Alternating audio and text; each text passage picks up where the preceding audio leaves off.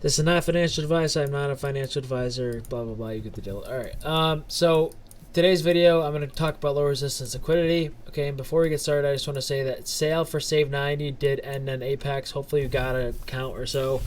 Again, I think it's still 50% off. So again, if you want to practice on an Apex funded account, I think they're really, really, really good psychology wise, because you can formulate a plan with them, and they're not personal accounts, but they're also pretty cheap to where, okay, you're not risking your personal money. So it's a little emotion, but just not as much. But it's better than a demo, because on demo you have no emotion at all. So click the link in the description.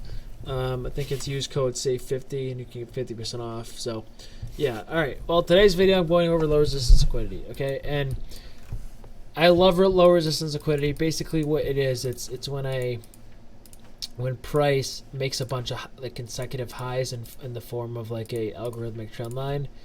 Okay, and what happens is this is so powerful because you get this like algorithmic trend line, right? And what happens is we create so many stops in a row that once one stop gets ran, the next stop gets ran, and then the next stop gets ran. Okay, all these stops get ran, and it's just, that's what happens, right? So we run this stop, we run this stop, we run this stop, and they all get ran at the same time. Okay, so that's why this is so so important to kind of understand. Okay, so all the stops get ran in a row.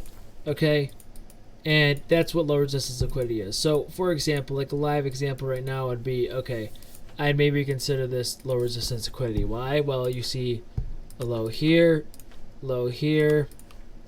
equal lows here, and then a low here. So like this looks like it could possibly setting up for maybe a run down to hit these lows. Okay, and this is the tricky part. You don't know exactly when, but you know it's coming. Okay, it depends on the situation, but if there was like a bearish fair value gap, right, I take the bearish fair value gap, which there is no bearish fair value gap right now, and then that's when I'd expect us to run down to these lows. Okay, earlier I said in my Discord, I said this long would not be bad.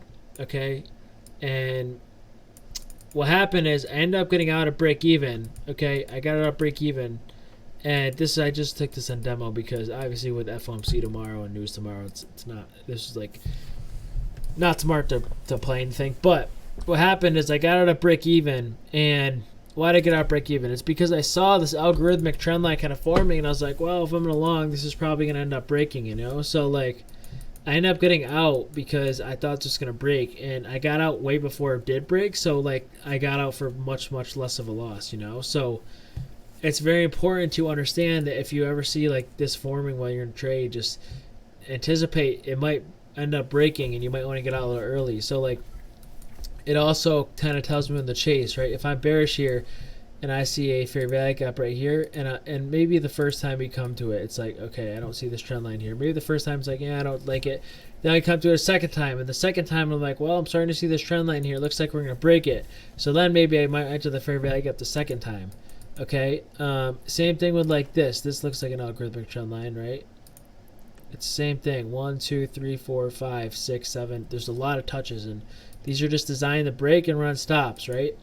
Obviously, the final target of like a trend line of low resistance liquidity is always the lowest low, which should be right here. But to me, this is enough stops ran to be like, okay, well, we ran a lot of stops here. This doesn't look bad. And maybe you might chase this candle because you know it's a low resistance liquidity run. And what happens is we slice through this low resistance liquidity so quickly. So like if you're an options trader and you see something like this forming, right, that's the time you want to get in. You want to get in on the consolidation before the low LRLR run, because likely we're about to make a big move. Okay. Okay, so that's that. Okay, same thing with like right here. This is another example of, you can just see we get so like it's such an algorithmic bounces, like bounce here and they all line up.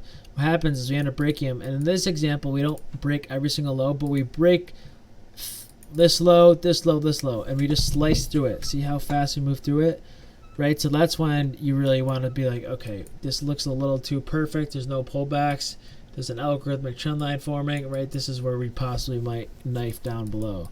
Okay, earlier I took a trade right here. Okay, I longed like right around here because I saw, okay, there's this algorithmic trend line forming on the higher time frame. I knew we were relatively low, and I saw this kind of trend line forming here. So I was like, okay, we're in the early stages for long. I could tell because we had this just okay. When these are built, these are designed to break, right? This is so algorithmic. Why would they not run stops on these? This just creates and generates so much liquidity because so many retail traders or so much dumb money just shorts every single touch of this trend line. Okay, and what happens here is we actually end up sweeping the lows and then we run the low resistance liquidity. So it worked out nicely. I stayed in. I sold right at this high. Right? Why did I sell at this high? Well, it was equal highs. Okay, and it was also the top of the low resistance liquidity, and I knew there's an order block above, so that's why I kind of got out. And yeah, just so low resistance liquidity, it can tell you really when a big move's coming, and it's so useful because it tells you if you're an options trader, it tells you when a big move's coming. It tells you how fast and how slow we should move through a move, right? If we create liquidity called high resistance liquidity like this on the way down.